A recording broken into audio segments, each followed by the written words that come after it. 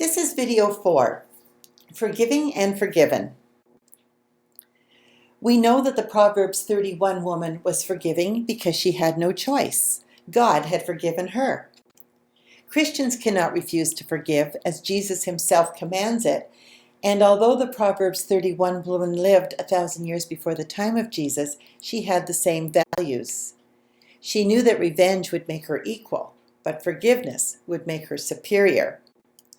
She also realized that it may have been feelings of inferiority that caused the other person to lash out in the first place.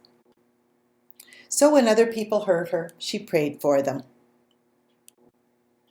Sometimes she was the one who needed forgiveness. Sometimes she had unintentionally offended. Whenever she did so, she asked the other person for forgiveness, and if they refused, she asked God. Not only did he forgive her, but he also softened their hearts, and they extended their forgiveness.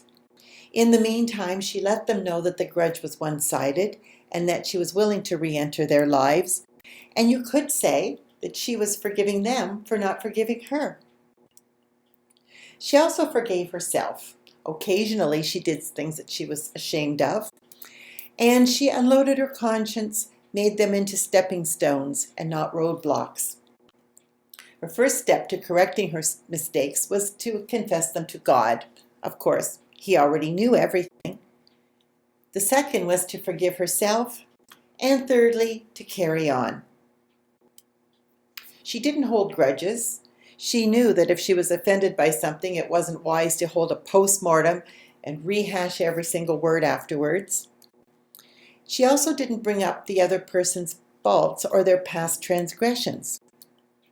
But she was aware that some people were not as kind as she was, and she knew that some people would be likely to hurt her over and over again. She was careful to avoid those people.